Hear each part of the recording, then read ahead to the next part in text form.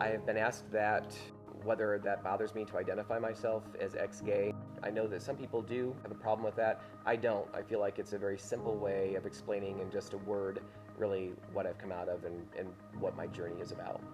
My name is Garry Ingraham. I'm the pastor of Soul Care Ministries at a church in Endicott, New York. As far back as I can remember, I've wrestled with same-sex attraction. I grew up in a home with a mom and dad who were Christians, and we went to church every Sunday and Wednesday night and all of that. I was very lonely. My father and I had absolutely no bonding together at all. I had 3 older brothers, and we also did not connect. In school, at home, even at church, boys and men were kind of a scary entity to me.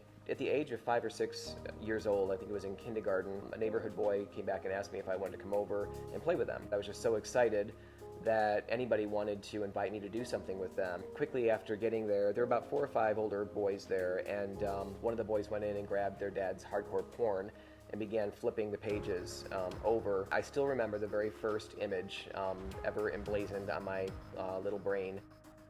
I went that day into just a lot of shame, a lot of fear, a lack of really understanding what happened. When I finally did hit puberty, frankly, I was an immediate porn addict. I couldn't get enough of it. I would do whatever I could to steal it, and in all of my attractions, I was horrified to realize that my attractions were toward men. The word abomination was what I immediately associated with homosexuality. In church, they didn't make much of a distinction between the behavior and the person, and I felt like I was an abomination. At the same time, I also had a growing anger and resentment toward God. My feeling toward God is, where the heck were you at 5 and 6 years old when this stuff happened to me? Because I knew that it had to have been a contributing factor in some of my same-sex attraction.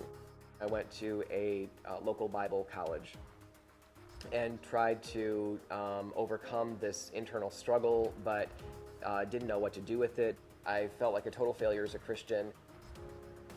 I went into retail from college, was going to a church still, was dating a girl actually, trying to sort of do the right thing. I overheard this conversation, didn't even know that there was a gay bar anywhere around us, and heard somebody talk about a gay bar in the town that I was living near. It took about a week, or maybe even a little bit longer, for me to finally work up the nerve just before closing to run in and buy a pack of cigarettes. It's the first time I ever felt like that I ever belonged. I felt like I'd finally found my people. I'd never felt this way in church, ever. So I was all in, and I felt like, again, this is who I am. I'm sick of wrestling with it. I'm sick of struggling with it. I want to somehow marry homosexuality and Christianity, and I tried to do that, and I wrestled with that, and I thought these scriptures can't mean what I think they mean or what they seem to clearly say. I lived in New Jersey for a period of time, and I started going back to church again. It was on the way back to New Jersey on an interstate that I pulled off, bawling my eyes out, finally in a place to surrender to Jesus Christ.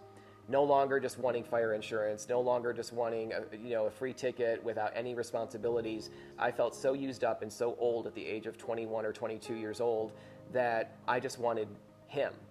I got involved in a small group. I got involved in men's group, which frankly was the last thing in the world any ex-gay guy wants to do, is get involved in a church men's group with a bunch of guys that don't know anything about where he's been. I knew that God was pressing it on my heart to tell these guys about, just to name where I've been and what I've wrestled with. And I deliberately disobeyed and kept putting it off and kept putting it off. I finally named that I've struggled with homosexuality and pornography, and I never want to go back there again, is what I said. I'm staring at the ground in shame. The leader got up and put his hand out, and I'm like, no one's leaving the room, that's a good sign. He not only shook my hand, but he reached out and he pulled me up and he wrapped his arms around me and gave me a huge hug and said in my ear, I'm so glad that you're here. Well, frankly, I couldn't believe that. I'd never been treated like that. Maybe I could have been, but I'd been too fearful early on from some of my past experiences to do that. There is nothing I've engaged in my lifetime that has been harder than yielding what felt like an identity, what felt like inborn traits, did feel that way. Yielding that up to Christ, it is so much more than simply saying a prayer and you're fixed. It's a journey, and it's a battle, but it's well worth it.